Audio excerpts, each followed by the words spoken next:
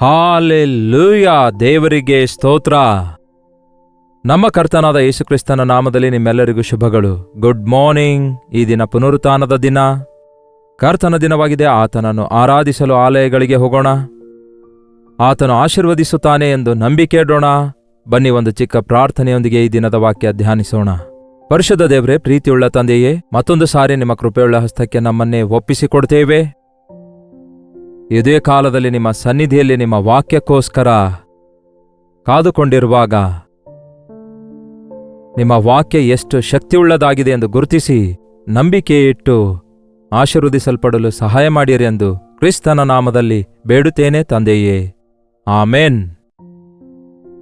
ವಾಕ್ಯ ಅಂದರೆ ಏನಾಗಿದೆ ಪ್ರಿಯರೇ? ದೇವರ ಮಾತು.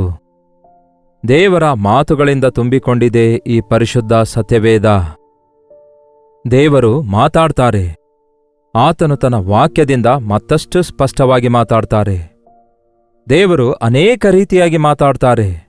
ಕನಸುಗಳ ಮೂಲಕ, ದರ್ಶನಗಳ ಮೂಲಕ, ಮನಸಾಕ್ಷಿಯ ಮೂಲಕ, ಪರಿಸ್ಥಿತಿಗಳ ಮೂಲಕ, ದೈವ ಸೇವಕರು ಮಾತಾಡುತ್ತಾ ವಾಕ್ಯ ವಿವರಿಸುವಾಗ ಪ್ರಸಂಗಗಳ ಮೂಲಕ, ಮೃದುವಾದ ಸ್ವರದಿಂದಲೂ ಮಾತಾಡುತ್ತಾರೆ. ಆದರೆ ಆತನು ಹೇಗೇ ಮಾತಾಡಿದ್ರೂ ಕೂಡ ಅದು ವಾಕ್ಯದ ಅನುಸಾರವಾಗಿ ಇರುವುದರಿಂದ ಕನಸುಗಳು ಒಂದು ವೇಳೆ ತಪ್ಪಾಗಿ ಬೀಳಬಹುದು. ನಮ್ಮ ಓನ್ ಆಲೋಚನೆಗಳೇ ಕನಸಾಗಿ ಬೀಳಬಹುದು.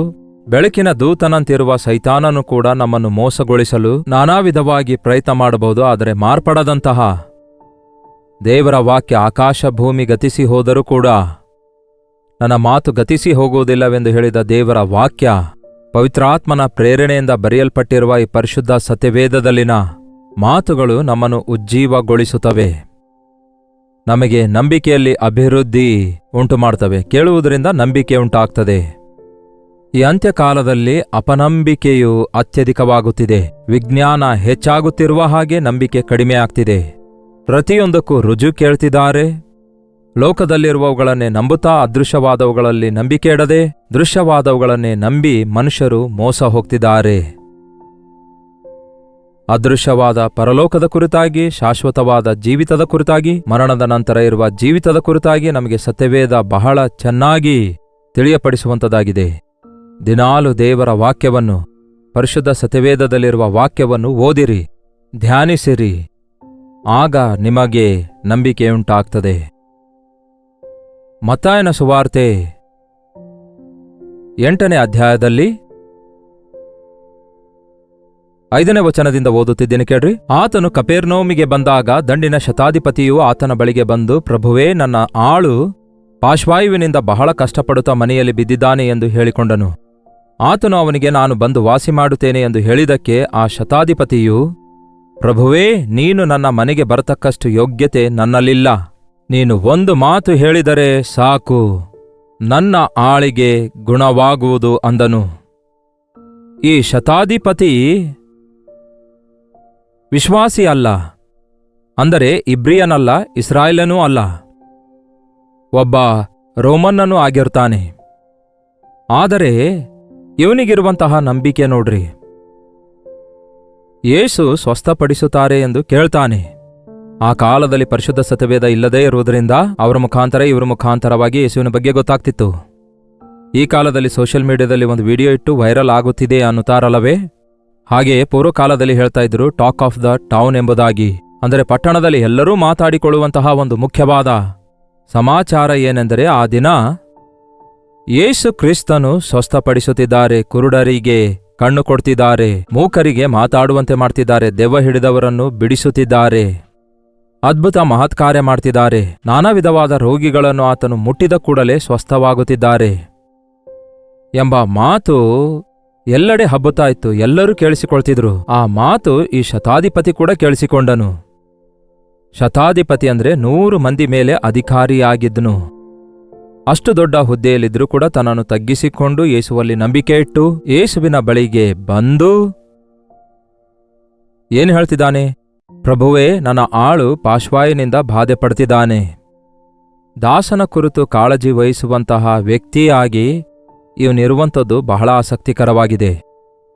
ಅದು ಕೂಡ ಯೇಸುವಿನ ಬಳಿಗೆ ಬಂದು ನನ್ನ ದಾಸನು ಬಹಳ ಬಾಧೆ ಪಡ್ತಿದ್ದಾನೆ ಎಂದು ಹೇಳಿ ಆತನಿಗೆ ಬೇಡಿಕೊಂಡಿದ್ದಕ್ಕೆ ಯೇಸು ಹೇಳ್ತಾರೆ, ನಾನು ನಿನ್ನ ಮನೆಗೆ ಬಂದು ಸ್ವಸ್ಥಪಡಿಸುತ್ತೇನೆ, ನಾನು ಬಂದು ಸ್ವಸ್ಥಪಡಿಸುತ್ತೇನೆ ಅಂದಾಗ ಶತಾಧಿಪತಿ ಹೇಳ್ತಾನೆ, ಪ್ರಭುವೇ, ನೀನು ನನ್ನ ಮನೆಗೆ ಬರತಕ್ಕಷ್ಟು ಯೋಗ್ಯತೆ ನನ್ನಲ್ಲಿಲ್ಲ. ನೋಡಿ ಪ್ರಿಯರೇ, ನಾವು ಅನೇಕ ಸಾರಿ ದೇವರಲ್ಲಿ ನಂಬಿಕೆ ಇಟ್ಟಿದ್ದೇವೆ ಎಂದು ಹೇಳುತ್ತೇವೆ, ಆದರೆ ದೇವರ ಬಳಿಗೆ ಹೋಗುತ್ತಾ ಇದ್ದೇವೋ? ನಮ್ಮ ಬಾಧೆ ದೇವರಿಗೆ ಹೇಳಿಕೊಳ್ತಾ ಇದ್ದೇವೋ? ದೇವರ ದಿವ್ಯದಾನಗಳು ಮೇಲುಗಳು ಹೊಂದುವುದಕ್ಕಾಗಿ ನಾವು ಅರ್ಹರೇ ಅಲ್ಲ, ಅದಕ್ಕೆ ಡಿಮಾಂಡ್ ಮಾಡುವುದಕ್ಕಾಗಿ ಅಲ್ಲ, ಆತನ ಕೃಪೆ ಬೇಡುವುದಕ್ಕಾಗಿ ಹೋಗಬೇಕೆಂದು ಗ್ರಹಿಸಿಕೊಳ್ತಿದ್ದೇವಾ? ಈ ವ್ಯಕ್ತಿ ತಗ್ಗಿಸಿಕೊಳ್ತಾನೆ, ತನ್ನ ದಾಸನನ್ನು ಪ್ರೀತಿಸುವವನಾಗಿದ್ದಾನೆ. ಯೇಸು ನಾನು ಬರ್ತೇನೆ ಅಂದಾಗ, ನೀನು ನನ್ನ ಮನೆಗೆ ಬರತಕ್ಕಷ್ಟು ಯೋಗ್ಯತೆ ನನ್ನಲ್ಲಿಲ್ಲ, ನೀನು ಒಂದು ಮಾತು ಹೇಳಿದರೆ ಸಾಕು ಅನ್ನುತ್ತಾನೆ. ಒಂದು ಮಾತು ಮಾತ್ರವೇ ಹೇಳಿದ್ರೆ ಸಾಕು, ನೀನು ಒಂದು ಮಾತು ಹೇಳಿದ್ರೆ ಸಾಕು ಯೇಸುವೆ. ಅಬ್ಬಾ, ಎಂತಹ ನಂಬಿಕೆ ನೋಡಿ. ನಂತರ ಏನು ಹೇಳ್ತಾನೆ ನೋಡಿ, ನಾನೂ ಸಹ ಮತ್ತೊಬ್ಬರ ಕೈ ಕೆಳಗಿರುವವನು, ನನ್ನ ಕೈ ಕೆಳಗೆ ಸಿಪಾಯಿಗಳಿದ್ದಾರೆ, ನಾನು ಅವರಲ್ಲಿ ಒಬ್ಬನಿಗೆ ಹೋಗು ಎಂದು ಹೇಳಿದರೆ ಹೋಗುತ್ತಾನೆ, ಮತ್ತೊಬ್ಬನಿಗೆ ಬಾ ಎಂದು ಹೇಳಿದರೆ ಬರುತ್ತಾನೆ, ನನ್ನ ಆಳಿಗೆ ಇಂತಿಂಥದ್ದನ್ನು ಮಾಡು ಎಂದು ಹೇಳಿದರೆ ಮಾಡುತ್ತಾನೆ ಎಂದು ಉತ್ತರ ಕೊಟ್ಟನು. ನಾನೊಬ್ಬ ಅಧಿಕಾರಿ, ಸೈನ್ಯಾಧಿಪತಿ, ನಾನು ಕೂಡ ಒಬ್ಬರ ಅಧಿಕಾರದ ಕೆಳಗಿದ್ದೇನೆ. ಅವರು ಹೇಳಿದಂತೆ ನಾನು ಕೇಳ್ತಿದ್ದೇನೆ, ನಾನು ಹೇಳಿದಂತೆ ನನ್ನ ಕೆಳಗಿರುವ ಸೈನಿಕರು ಕೇಳ್ತಾರೆ. ಒಬ್ಬನಿಗೆ ಹೋಗು ಅಂದ್ರೆ ಹೋಗ್ತಾನೆ, ಬಾ ಅಂದ್ರೆ ಬರ್ತಾರೆ, ಇದನ್ನು ಮಾಡು ಅಂದ್ರೆ ಮಾಡ್ತಾರೆ. ನೀನು ಸರ್ವಾಧಿಕಾರಿಯಾಗಿದೆ ಯೇಸುವೆ, ನಿನ್ನ ಮಾತಿನಲ್ಲಿ ಶಕ್ತಿ ಇದೆ. ನೀನು ಒಂದು ಮಾತು ಹೇಳುವುದಾದರೆ ಆಕಾಶ ಭೂಮಿಯೂ ಕೂಡ ನಿಮ್ಮ ಮಾತು ಕೇಳುತ್ತದೆ, ಪ್ರಕೃತಿಯೂ ಕೂಡ ಅಂದ್ರೆ ಗಾಳಿ ಸಮುದ್ರವೂ ಕೂಡ ನಿನ್ನ ಅಪ್ಪಣೆಗೆ ಅಧೀನವಾಗ್ತದೆ ಎಂದು ಕೇಳಿದ್ದೇನೆ. ನಿಮ್ಮ ಮಾತು ಜೀವವನ್ನು ಉಂಟು ಮಾಡುತ್ತದೆ, ಸತ್ತು ಸಮಾಧಿಯಲ್ಲಿದ್ದವರನ್ನು ಕೂಡ ಎಬ್ಬಿಸುವಂಥದ್ದಾಗಿದೆ. ನಿಮ್ಮ ಮಾತು ನೂತನ ಸೃಷ್ಟಿಯಾಗಿ ಒಬ್ಬ ವ್ಯಕ್ತಿಯನ್ನು, ಹುಟ್ಟು ಕುರುಡನನ್ನು, ಹುಟ್ಟು ಕುಂಟನನ್ನು ಸ್ವಸ್ಥಪಡಿಸುತ್ತದೆ. ನಿಮ್ಮ ಮಾತಿನಲ್ಲಿ ಶಕ್ತಿ ಇದೆ ಪ್ರಭುವೇ, ನೀವು ನನ್ನ ಮನೆಗೆ ಬರುವ ಅಗತ್ಯವಿಲ್ಲ, ನೀವು ಒಂದು ಮಾತು ಹೇಳಿದ್ರೆ ಸಾಕು, ನನ್ನ ಆಳಿಗೆ ಸ್ವಸ್ಥವಾಗ್ತದೆ ಅಂದನು. ಈ ದಿನ ಎಷ್ಟು ಜನ ದೇವರ ಮಾತನ್ನು ನಂಬುತ್ತಾ ಇದ್ದೇವೆ ಹೇಳ್ರಿ? ನಮ್ಮಲ್ಲಿ ಎಷ್ಟು ಜನ ಕರ್ತನ ಆಲಯಕ್ಕೆ ಹೋಗಿ ದೇವರಿಗೆ ನಮ್ಮ ಅವಶ್ಯಕತೆಗಳನ್ನು ಹೇಳಿಕೊಳ್ತಿದ್ದೇವೆ ಹೇಳಿ? ದೇವರು ಈ ಭಾನುವಾರದಂದು ತನ್ನ ಸೇವಕರ ಮುಖಾಂತರ, ತನ್ನ ವಾಕ್ಯದ ಮುಖಾಂತರ ಏನ್ ಮಾತಾಡುತ್ತಾರೋ ಕೇಳಬೇಕು. ಆ ಮಾತಿನಿಂದ ನಮಗೆ ಆಶೀರ್ವಾದ ಉಂಟಾಗ್ತದೆ, ಬಿಡುಗಡೆ ಉಂಟಾಗ್ತದೆ, ಸ್ವಸ್ಥತೆ ಉಂಟಾಗ್ತದೆ, ರಕ್ಷಣೆ ಉಂಟಾಗ್ತದೆ, ನನ್ನ ಸಮಸ್ಯೆಗಳಿಗೆ ಪರಿಷ್ಕಾರ ದೊರಕುತ್ತದೆ ಎಂಬ ಆಸೆಯಿಂದ ಎಷ್ಟು ಜನ ದೇವರ ಆಲಯಕ್ಕೆ ಹೋಗುವವರಾಗಿದ್ದೀರಿ? ಸುಮ್ಮನೆ ಆಚಾರದಂತೆ ಸಭೆಗೆ ಹೋಗಿ ಬರುವುದರಿಂದ ಎಷ್ಟು ವರ್ಷಗಳಿಂದ ಹೋದರೂ ಕೂಡ ಏನೂ ಹೊಂದಿಕೊಳ್ಳಲಾಗ್ತಿಲ್ಲ. ನಾವು ಕರ್ತನ ಆಲಯಕ್ಕೆ ಹೋಗುವಾಗ ನಾವೆಲ್ಲರೂ ನಂಬಿಕೆಯಲ್ಲಿ ಅಭಿವೃದ್ಧಿಯಾಗುತ್ತೇವೆ. ನಾವು ಅಲ್ಲಿಗೆ ಹೋದಾಗ ಮನುಷ್ಯರನ್ನು ನೋಡುವುದಕ್ಕಾಗಿ ಅಲ್ಲ, ಪಾಸ್ಟರ್ಗಳನ್ನು ನೋಡುವುದಕ್ಕಾಗಿ ಅಲ್ಲ, ಒಂದು ಗ್ಯಾದರಿಂಗ್ ಆಗಿ ಅಲ್ಲ, ದೇವರೊಂದಿಗೆ ಮಾತಾಡುವುದಕ್ಕಾಗಿ ಹೋಗುವವರಾಗಿದ್ದೇವೆ. ಆ ದಿನ ಯೇಸು ಶರೀರಧಾರಿಯಾಗಿರುವುದರಿಂದ ಆತನು ಆಯಾ ಸ್ಥಳಗಳಲ್ಲಿ ತಿರುಗಾಡುತ್ತಿರುವಾಗ ಆತನನ್ನು ಹುಡುಕುತ್ತಾ ಹೋಗ್ತಾನೆ ಈ ಶತಾಧಿಪತಿ. ಈ ಕಾಲದಲ್ಲಿ ಆತನ ಆಲಯದಲ್ಲಿ ಆತನ ಸನ್ನಿಧಿ ಇದೆ ಎಂದು, ಆತನ ಆಲಯದಲ್ಲಿ ನಾವು ಕೂಡಿ ಬರುವಾಗ ಆತನು ಪರಲೋಕದಿಂದ ಇಳಿದು ಬರುತ್ತಾನೆ, ಆತನ ಮೃದುವಾದ ಸ್ವರ ಕೇಳಬೇಕು ಎಂದು, ಆತನನ್ನು ಮುಖಾಮುಖಿಯಾಗಿ ದರ್ಶನ ಮಾಡಿಕೊಳ್ಳಬೇಕೆಂದು, ಆತನೊಂದಿಗೆ ಮಾತಾಡಿಕೊಂಡು ಆತನ ಆಶೀರ್ವಾದ ಹೊಂದಿಕೊಳ್ಳಬೇಕೆಂದು ಎಷ್ಟು ಜನ ನಾವು ಆಶಿಸುತ್ತಿದ್ದೇವೆ? ಬಹಳ ವಿಷಾದವೇನೆಂದರೆ ಈ ದಿನ ಅನೇಕರು ದೇವರಲ್ಲಿ ನಂಬಿಕೆಯಿಲ್ಲದವರಾಗಿಯೇ ಉಳ್ಕೊಳ್ತಿದ್ದಾರೆ. ಆ ಶತಾಧಿಪತಿ ಹೇಳ್ತಾನೆ, ನನಗೆ ಗೊತ್ತಯ್ಯ, ನಾನೊಬ್ಬ ಅಧಿಕಾರಿ, ನಾನು ಒಂದು ಮಾತು ಹೇಳಿದ್ರೆ 100 ಜನ ಸೈನಿಕರು ಬರ್ತಾರೆ, ತಕ್ಷಣ ವಿಧೇಯರಾಗ್ತಾರೆ, ನಾನು ಏನು ಹೇಳಿದ್ರೂ ಅದನ್ನು ಮಾಡ್ತಾರೆ. ನೀನು ಸೃಷ್ಟಿಕರ್ತನಾಗಿದ್ದಿ, ಸಕಲ ಅಧಿಕಾರ ಸರ್ವಾಧಿಕಾರ ನಿನಗುಂಟು, ನಿಮ್ಮ ಮಾತಿನಲ್ಲಿ ಶಕ್ತಿ ಇದೆ, ಮಾತಿನಿಂದಲೇ ಸೃಷ್ಟಿಯನ್ನು ಸೃಷ್ಟಿಸಿದವರಾಗಿದ್ದೀರಿ, ಸೂರ್ಯಚಂದ್ರರನ್ನು ಸೃಷ್ಟಿಸಿದವರಾಗಿದ್ದೀರಿ, ಮಾತಿನಿಂದಲೇ ನೀವು ಅದ್ಭುತಗಳನ್ನು ಮಾಡುವವರಾಗಿದ್ದೀರಿ. ದೇವರ ಮಾತಿನಲ್ಲಿ ಶಕ್ತಿ ಇದೆ ಎಂದು ದಯವಿಟ್ಟು ನಂಬಿ ಪ್ರಿಯರೇ. ದೇವರ ಮಾತುಗಳು ಜೀವದ ಬುಗ್ಗೆಗಳಾಗಿವೆ. ಆತನು ಮಾತು ಕೊಟ್ಟರೆ ಅದನ್ನು ನೆರವೇರಿಸ್ತಾರೆ. ಆತನ ಮಾತುಗಳಲ್ಲಿ ಶಕ್ತಿ ಇದೆ. ಆತನ ವಾಕ್ಯದಲ್ಲಿರುವ ವಾಗ್ದಾನಗಳನ್ನು ಸ್ವಾಧೀನ ಮಾಡಿಕೊಳ್ಳ್ರಿ. ಈ ವಾಗ್ದಾನಗಳು ನನ್ನ ವಿಷಯದಲ್ಲಿ ನೆರವೇರಬೇಕು ದೇವರೇ ಎಂದು ಬೇಡಿಕೊಳ್ಳಿರಿ. ಯಸ್, ನನ್ನ ಜೀವಿತದಲ್ಲಿ ಒಬ್ಬ ಯವನಸ್ಥನಾಗಿ ನನಗೆ ದೇವರು ಕೊಟ್ಟಂತಹ ಮಾತಿಗೆ ನಾನು ವಿಧೇಯನಾದೆನು. ನೀನು ತಾಯಿ ಗರ್ಭದಲ್ಲಿ ಪಿಂಡವಾಗಿರುವಾಗಲೇ ನಿನ್ನನ್ನು ಅರಿತಿದ್ದೇನೆ, ಉದರದಿಂದ ಹೊರಬರುವ ಮುಂಚೆಯೇ ನಿನ್ನನ್ನು ಪ್ರತಿಷ್ಠಿಸಿದ್ದೇನೆ, ಜನಾಂಗಗಳಿಗೆ ನಿನ್ನನ್ನು ಪ್ರವಾದಿಯನ್ನಾಗಿ ನೇಮಿಸಿದ್ದೇನೆ ಎಂದು ದೇವರು ಹೇಳಿರುವ ಮಾತು ನಂಬಿ, ಏನು ಗೊತ್ತಿಲ್ಲದಿದ್ದರೂ, ಯಾವ ದಾರಿ ತೋಚದಿದ್ದರೂ ನನ್ನ 18 ವರ್ಷ ವಯಸ್ಸಿನಲ್ಲಿ ದೇವರಿಗೆ ಒಪ್ಪಿಸಿಕೊಟ್ಟಾಗ ಆತನ ಮಾತಿನಲ್ಲಿ ಎಷ್ಟು ಶಕ್ತಿ ಇದೆ ಎಂದು ಈ ದಿನಕ್ಕೂ ನನ್ನ ಜೀವಿತದಲ್ಲಿ ಹೇಗೆ ದೇವರು ನನ್ನನ್ನು ಉಪಯೋಗಿಸಿಕೊಳ್ತಿದ್ದಾರೆಂದು, ಮಾತು ಕೊಟ್ಟು ಹೇಗೆ ನೆರವೇರಿಸಿದ್ದಾರೆಂದು ಯೋಚಿಸಿ ಆನಂದಿಸಿ ಆಶ್ಚರ್ಯಪಡ್ತಿದ್ದೇನೆ. ದೇವರ ಸನ್ನಿಧಿಗೆ ಹೋಗಿರಿ, ದೇವರ ಮಾತುಗಳನ್ನು ಕೇಳಿರಿ, ನಿಮ್ಮ ನಂಬಿಕೆ ಅಭಿವೃದ್ಧಿ ಹೊಂದುತ್ತದೆ. ನಿಮ್ಮ ಜೀವಿತದಲ್ಲಿ ಅದ್ಭುತ ಕಾರ್ಯಗಳನ್ನು ನೋಡುತ್ತೀರಿ. ನಿಮಗೆ ಅಷ್ಟೇ ಅಲ್ಲ, ನಿಮ್ಮ ಸೇವಕರಿಗೂ, ನಿಮ್ಮ ಸುತ್ತಲಿರುವವರಿಗೂ, ನಿಮ್ಮ ಮನೆಯವರಿಗೂ ಮೇಲುಂಟಾಗ್ತದೆ. ಇವನ ವಿಷಯದಲ್ಲಿ ಯೇಸು ಏನು ಹೇಳ್ತಾರೆ ನೋಡಿರಿ, 10ನೇ ವಚನದಲ್ಲಿ. ಯೇಸು ಇದನ್ನು ಕೇಳಿ ಆಶ್ಚರ್ಯಪಟ್ಟು ತನ್ನ ಹಿಂದೆ ಬರುತ್ತಿದ್ದವರಿಗೆ, ನಾನು ಇಂಥ ದೊಡ್ಡ ನಂಬಿಕೆಯನ್ನು ಇಸ್ರಾಯೇಲ್ ಜನರಲ್ಲಿಯೂ ಕಾಣಲಿಲ್ಲವೆಂದು ನಿಮಗೆ ಸತ್ಯವಾಗಿ ಹೇಳುತ್ತೇನೆ.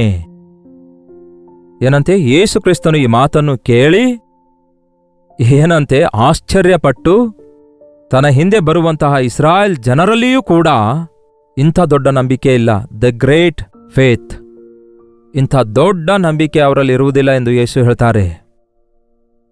ಈ ದಿನಗಳಲ್ಲಿ ನಾವು ವಿಶ್ವಾಸಿಗಳೆಂದು ಹೇಳಿಕೊಳ್ತೇವೆ, ಆದರೆ ನಮಗಿಲ್ಲದಷ್ಟು ನಂಬಿಕೆ ಈ ದಿನ ಅನ್ಯರು ನಂಬಿಕೆ ಇಟ್ಟು ಅದ್ಭುತ ಕಾರ್ಯ ನೋಡ್ತಿದ್ದಾರೆ. ದೇವರ ಮಕ್ಕಳೆಂದು ಹೇಳಿಕೊಳ್ಳುವ ನಾವು ವಿಶ್ವಾಸಿಗಳೆಂದು ಹೇಳಿಕೊಳ್ಳುತ್ತಾ ಇದ್ದೇವೆ, ಆದರೆ ನಂಬಿಕೆಯಲ್ಲಿ ಬೆಳೆಯುತ್ತಾ ಇಲ್ಲ, ಹಾಗೂ ನಂಬಿಕೆ ಇಲ್ಲದವರಾಗಿ ಉಳ್ಕೊಳ್ತಿದ್ದೇವೆ.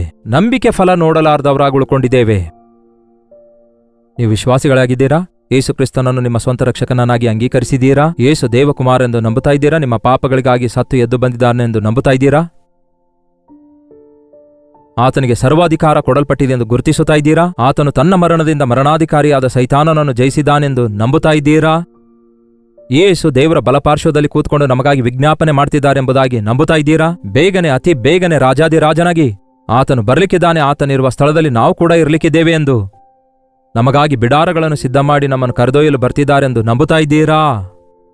ಈ ನಂಬಿಕೆಯ ಪ್ರಮಾಣ ಅನೇಕ ಸಭೆಗಳಲ್ಲಿ ಪ್ರತಿ ಭಾನುವಾರ ಅರಿಕೆ ಮಾಡಿಸುತ್ತಾರೆ, ಬಾಯಿಂದ ಒಪ್ಪಿಸುತ್ತಾರೆ. ಆದರೆ ಎಷ್ಟು ಜನ ಅಂತರಂಗದಲ್ಲಿ ನನ್ನ ದೇವರು ಸಜೀವವುಳ್ಳವರು, ನನ್ನ ದೇವರು ಸಮಸ್ತವನ್ನು ಮಾಡಬಲ್ಲಾತನು, ಆತನ ಮಾತಿನಲ್ಲಿ ಶಕ್ತಿ ಇದೆ, ಆತನ ಸ್ಪರ್ಶದಲ್ಲಿ ಶಕ್ತಿ ಇದೆ, ಆತನ ರಕ್ತದಲ್ಲಿ ಶಕ್ತಿ ಇದೆ, ಆತನು ಕಣ್ಣಿಗೆ ಕಾಣುವಾತನು ಅಲ್ಲ, ಆದರೆ ಅದ್ಭುತ ಕಾರ್ಯಗಳನ್ನು, ಅಂದರೆ ನಂಬಿಕೆ ಮುಖಾಂತರ ನನ್ನ ಜೀವಿತದಲ್ಲಿ ಅದ್ಭುತ ಕಾರ್ಯ ನೋಡುವಂತೆ ದೇವರು ತನ್ನ ಕಾರ್ಯಗಳನ್ನು ಮಾಡುವುದಕ್ಕಾಗಿ ಆತ್ಮಸ್ವರೂಪಿಯಾಗಿದ್ದಾರೆ ಎಂದು ನಂಬುತ್ತಾ ಇದ್ದೀರಾ? ನೀವು ನಂಬದೇ ಇರುವುದರಿಂದ ನಿಮಗೆ ಅದ್ಭುತಗಳು ಆಗುತ್ತಾ ಇಲ್ಲ. ಯೇಸು ಹುಟ್ಟಿ ಬೆಳೆದಿರುವ ಸ್ಥಳದಲ್ಲಿ ಜನರು ನಂಬದೇ ಇರುವುದರಿಂದ ಆತನು ನಮ್ಮವನೇ ಅಲ್ಲವೋ ಎಂಬುದಾಗಿ ಸಡಿಲಾದ ಸ್ವಭಾವದಿಂದ ನೋಡಿದಕ್ಕೆ ಆತನು ಹುಟ್ಟಿ ಬೆಳೆದಿರುವ ಪ್ರಾಂತ್ಯದಲ್ಲಿ ಅನೇಕ ಅದ್ಭುತ ಕಾರ್ಯಗಳನ್ನು ಆತನು ಮಾಡಲಿಲ್ಲ. ಸ್ವಂತ ಊರಲ್ಲಿ ಪ್ರವಾದಿಗೆ ಮರ್ಯಾದೆ ಇಲ್ಲ ಎಂಬ ಮಾತಿನಂತೆ ಈ ದಿನ ಯೇಸು ಕ್ರಿಸ್ತನು ನನ್ನ ದೇವರಾಗಿದ್ದಾರೆ, ನಮ್ಮ ದೇವರು, ನಮ್ಮವರು, ನಾವು ಕ್ರೈಸ್ತರು, ನಾವು ದೇವರ ಮಕ್ಕಳಾಗಿದ್ದೇವೆ ಅಂದುಕೊಳ್ಳುವವರು ಈ ದಿನ ತಮ್ಮ ಜೀವಿತದಲ್ಲಿ ಅದ್ಭುತ ಕಾರ್ಯಗಳನ್ನು ನೋಡ್ಲಿಕ್ಕಾಗುತ್ತಾ ಇಲ್ಲ. ನಮ್ಮ ನಂತರ ಬಂದವರು ಎಷ್ಟೋ ಜನ ಸ್ವಸ್ಥತೆ ಹೊಂದಿ, ಉಪಕಾರಗಳನ್ನು ಹೊಂದಿ ಹೋಗುತ್ತಿದ್ದಾರೆ. ನಾನಾ ವಿಧವಾದ ಕಾರ್ಯಗಳಲ್ಲಿ ಪ್ರಯತ್ನಪಟ್ಟು ಎಲ್ಲ ವಿಫಲವಾಗಿ ಯೇಸುವನ್ನು ನಂಬಿದವರು ಈ ದಿನ ಯೇಸುವನ್ನು ತನ್ನ ಸ್ವಂತ ರಕ್ಷಕನನ್ನಾಗಿ ಅಂಗೀಕರಿಸಿ ಆತನಿಗಾಗಿ ಸಾಕ್ಷಿಗಳಾಗಿ ಜೀವಿಸುತ್ತಾ ತಲೆಮಾರುಗಳವರೆಗೂ ನಾವು ಕ್ರೈಸ್ತರು ಯೇಸುವನ್ನು ನಂಬಿದ್ದೇವೆ ಎಂದು ಹೇಳಿಕೊಳ್ತಾ ನಿಮ್ಮ ಜೀವಿತದಲ್ಲಿ ನಂಬಿಕೆಯೇ ಇಲ್ಲದವರಾಗಿ ಉಳ್ಕೊಂಡಿದ್ದೀರಾ? ನಂಬಿಕೆ ಇಲ್ಲದಂತಹ ಜನರೇ, ಅಪನಂಬಿಕೆ ಉಳ್ಳವರೇ, ನಂಬಿಕೆ ಇಲ್ಲದವರೇ, ನಾನಿನ್ನೆಷ್ಟು ಕಾಲ ನಿಮ್ಮನ್ನು ಸಹಿಸಲಿ ಎಂದು ಯೇಸು ಆಡಿರುವ ಮಾತು ಜ್ಞಾಪಕ ಮಾಡಿಕೊಳ್ಳಿರಿ. ನಂಬಿ ಪ್ರಿಯರೇ, ನೋಡಿ ನಂಬುವುದಲ್ಲ, ಕಾರ್ಯ ನಡೆಯುತ್ತದೆ ಎಂದು ನಂಬುವುದೇ ನಂಬಿಕೆಯಾಗಿದೆ. ನನ್ನ ಯೇಸು ಶಕ್ತಿಯುಳ್ಳವರಾಗಿದ್ದಾರೆ, ಬಲವುಳ್ಳವರಾಗಿದ್ದಾರೆ, ಆತನ ಮಾತಿನಲ್ಲಿ ಶಕ್ತಿ ಇದೆ ಎಂದು ನಂಬುತ್ತಾನೆ ಶತಾಧಿಪತಿ. ಆ ಗಳಿಗೆಯಲ್ಲಿಯೇ ಅವನು ಸ್ವಸ್ಥತೆ ಹೊಂದುತ್ತಾನೆ. 13ನೇ ವಚನ ನೋಡಿ. ಬಳಿಕ ಯೇಸು ಆ ಶತಾಧಿಪತಿಗೆ, ನೀನು ನಂಬಿದಂತೆ ಆಗಲಿ, ಹೋಗು ಎಂದು ಹೇಳಿದನು. ಅದೇ ಗಳಿಗೆಯಲ್ಲಿ ಆ ಶತಾಧಿಪತಿಯ ಆಳಿಗೆ ಗುಣವಾಯಿತು, ಸ್ವಸ್ಥವಾಯಿತು. ಹಾಲೆಲೂಯ. ಪ್ರಾರ್ಥನೆ. ಪರಿಶುದ್ಧ ದೇವರೇ, ನಿಮಗೆ ವಂದನೆಗಳು. ಪ್ರಾರ್ಥಿಸ್ತಿದ್ದೇವೆ ದಿನಗಳವರೆಗೂ, ಗಂಟೆಗಳವರೆಗೂ ಎಂದು ಹೇಳ್ತಿದ್ದೇವೆ, ಆದರೆ ನಮ್ಮ ಪ್ರಾರ್ಥನೆ ನಂಬಿಕೆಯಿಂದ ಮಾಡುವ ಹಾಗೆ, ನಿಮ್ಮ ಮಾತಿನಲ್ಲಿ ಶಕ್ತಿ ಇದೆ ಎಂದು ಗುರುತಿಸುವ ಹಾಗೆ ಸಹಾಯ ಮಾಡಿರಿ. ಅಪನಂಬಿಕೆಯಿಂದ ಬೇಡಿಕೊಳ್ಳುವವರಿಗೆ ಏನು ಸಿಗುವುದಿಲ್ಲ. ಎಷ್ಟೇ ದಿನಗಳಿಂದ ಪ್ರಾರ್ಥಿಸಿದರೂ ಏನು ಸಿಗಲಾರದ ಸ್ಥಿತಿಯಲ್ಲಿದ್ದಾರೆ. ಅಂಥವರು ನಂಬಿಕೆಯಿಂದ ನಿಮ್ಮ ಮಾತಿನಲ್ಲಿ ಶಕ್ತಿ ಇದೆ ಎಂದು, ನಿಮ್ಮ ನೋಟದಲ್ಲಿ ಶಕ್ತಿ ಇದೆ ಎಂದು, ನಿಮ್ಮ ಸ್ಪರ್ಶದಲ್ಲಿ ಶಕ್ತಿ ಇದೆ ಎಂದು ನಿಮ್ಮ ಸನ್ನಿಧಿಯಲ್ಲಿ ಬಿಡುಗಡೆ ಇದೆ ಎಂದು ಗುರುತಿಸಿ ನಮ್ಮ ಜೀವಿತದಲ್ಲಿ ಕೂಡ ನಿಮ್ಮ ಅದ್ಭುತ ಕಾರ್ಯ ನೋಡುವಂತೆ ಸಹಾಯ ಮಾಡಿರೆಂದು ಕ್ರಿಸ್ತನ ನಾಮದಲ್ಲಿ ಬೇಡುತ್ತೇನೆ ತಂದೆಯೇ, ಆಮೇನ್. ತಂದೆಯಾದ ದೇವರ ಪ್ರೀತಿಯು, ಮಗನಾಗಿರುವ ಕ್ರಿಸ್ತನ ಕೃಪೆಯೂ, ಆದರಣೆಕರ್ತನಾದ ಪವಿತ್ರಾತ್ಮನ ಸಹವಾಸವು ಕೂಡಿ ಬಂದಿರುವ ನಮ್ಮೆಲ್ಲರ ಸಂಗಡ ಇಂದಿಗೂ ಸದಾಕಾಲಕ್ಕೂ ನೆಲೆಯಾಗಿರಲಿ. ಆಮೇನ್. ದೇವರಿಗೆ ಸ್ತೋತ್ರ. ನಿಮ್ಮ ಪ್ರಾರ್ಥನಾ ಮನವಿಗಳನ್ನು ಮೇಲಿಂದ ಮೇಲೆ ಒಂದು ಟೆಕ್ಸ್ಟ್ ಇಲ್ಲವೇ ವಾಯ್ಸ್ ಮೆಸೇಜ್ ಮುಖಾಂತರ ಮುಂಚೆ ಹೇಳಿದಂತೆ 8939731313 ನಂಬರ್ಗೆ, ಇತರ ದೇಶ ಅಂದರೆ ಯಾವುದೇ ದೇಶದಿಂದ ನೀವು ವೀಕ್ಷಿಸುವುದಾದರೆ ಕೊಡಲ್ಪಟ್ಟ ಇದೇ ನಂಬರ್ಗೆ ನಿಮ್ಮ ಮನವಿ ಒಂದು ಟೆಕ್ಸ್ಟ್ ಇಲ್ಲವೇ ವಾಯ್ಸ್ ಮೆಸೇಜ್ ಮುಖಾಂತರ ವಾಟ್ಸಪ್ ಕಳಿಸಿಕೊಡಿರಿ. ಅವೆಲ್ಲವುಗಳನ್ನು ನಾವು ಪರಿಶೀಲಿಸ್ತಿದ್ದೇವೆ, ಕರ್ತನ ಸನ್ನಿಧಿಯಲ್ಲಿ ಇಟ್ಟು ಪ್ರಾರ್ಥಿಸ್ತಿದ್ದೇವೆ. ನೀವು ಕೂಡ ಪ್ರಾರ್ಥಿಸಿರಿ, ದೇವರು ತನ್ನ ಅದ್ಭುತ ಕಾರ್ಯ ಮಾಡುತ್ತಾರೆ. ಹೀಗೆ ಅನುದಿನವೂ ದೇವರ ವಾಕ್ಯದಿಂದ ನಿಮ್ಮ ಮುಂದೆ ಬರ್ತಿದ್ದೇವೆ. ಈ ದಿನ ಭಾನುವಾರವಲ್ಲೋ ನಿಮ್ಮ ಚರ್ಚ್ನಲ್ಲಿ ನಡೆಯುವ ಸರ್ವಿಸ್ಗಳಿಗೆ ತಪ್ಪದೆ ಹಾಜರಾಗಿ ನಿಮ್ಮ ಚರ್ಚಸ್ಗಳಿಗೆ ಹೋಗಿರಿ. ಜೊತೆ ವಿಶ್ವಾಸಿಗಳೊಂದಿಗೆ, ದೇವರ ಸೇವಕರೊಂದಿಗೆ ಸೇರಿ ದೇವರನ್ನು ಆರಾಧಿಸಿರಿ. ನಿಮ್ಮ ಅನುಕೂಲತೆ ಮೇರೆಗೆ ಈ ಸಂದೇಶವನ್ನು ಕೂಡ ವೀಕ್ಷಿಸಿರಿ. ಕರ್ತನ ಚಿತ್ತವಿರುವುದಾದರೆ ಮತ್ತೆ ನಾಳೆ ಇದೇ ಅನುದಿನದ ಧ್ಯಾನ ಎಂಬ ಕಾರ್ಯಕ್ರಮದಲ್ಲಿ ಮತ್ತೆ ಭೇಟಿಯಾಗೋಣ. ಅಲ್ಲಿವರೆಗೂ ದೇವರ ಮಹಾಕೃಪೆ ನಿಮ್ಮೆಲ್ಲರೊಂದಿಗಿರಲಿ.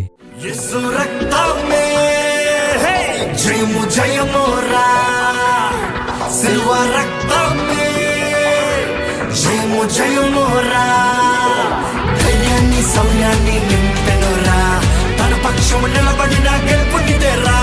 ధైర్యాన్ని సౌర్యాన్ని నింపెనురా, తన పక్షము నిలబడిన